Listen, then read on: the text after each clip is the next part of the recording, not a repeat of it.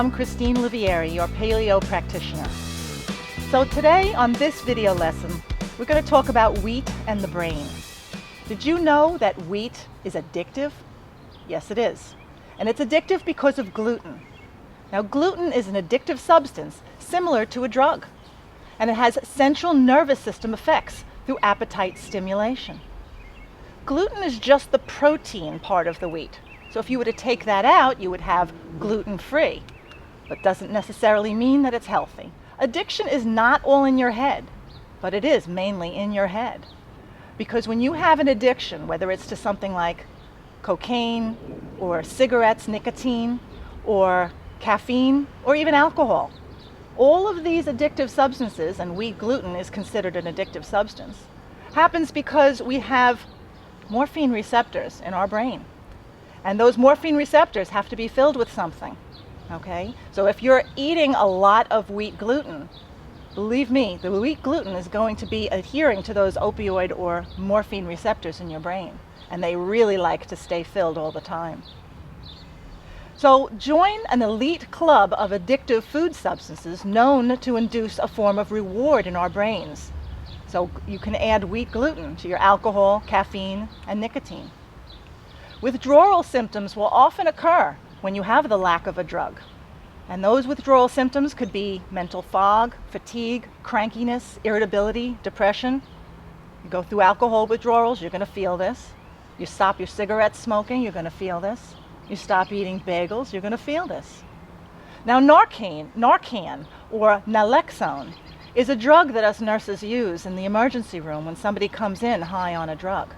It immediately reverses the high of that drug and causes the overdose to become a little bit more easy to deal with. And it removes the addictive feeling that the person has. It could also remove the addictive feeling that the person will have on wheat gluten. Because one study that was done, people were given naloxone and they consumed less wheat products due to no appetite stimulation or no internal reward. The stronger the addiction or cravings, the more profound you may experience withdrawal symptoms. So if you were to cut and stop eating wheat cold turkey, some people, about 30% of people, are going to have some type of withdrawal symptoms. The stronger the reliance on sugar as the main fuel source, the more intense and uncomfortable the withdrawal may be. And it's necessary to remove the addiction as one converts from being a fat storing mode to being a fat burning mode. It's near impossible to lose weight while you're in fat storing mode. Wheat gluten, which is just the protein part of the wheat, once it's digested, has the ability to cross the blood-brain barrier and exert its effects on our brains by adhering to the morphine or opioid receptors. These external substances adhere to the same receptors that our natural endorphins adhere to. But natural endorphins, which are usually released during, say, exercise, are our feel-good hormones. You want to have the endorphins released and adhere to the opioid receptors. You don't want the drugs to be adhered. The addictive nature of wheat was first noticed during the bread shortages in Europe and the USA during World War II by psychiatrist Dr. F. Curtis Dohan. He observed less exacerbations of the psychoses in schizophrenia patients when there was bread shortages. And no known drugs were used during that time to treat this horrible mental illness. He also studied that the hunter-gatherer cultures of Papua New Guinea, the schizophrenia was virtually unknown in their culture, with only 2 out of 65,000 inhabitants having schizophrenia.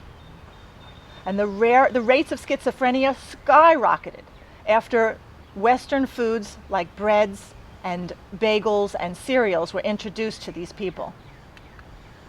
Dr. Dolan repeated this experiment during the 1960s at the VA hospital, and this experiment was repeated in other parts of the world with similar conclusions. So currently, this wheat gluten effect on children with autism and ADHD is being studied with similar findings. No one yet has said what wheat gluten causes mental illness, but it has been proven to be associated with a worsening of your symptoms. Sugar, artificial sweeteners, and some food additives and dyes, as well as dairy, all can exert these type of effects. So should you go gluten-free? Watch the video lesson on that subject. But why not really be healthy and just go paleo?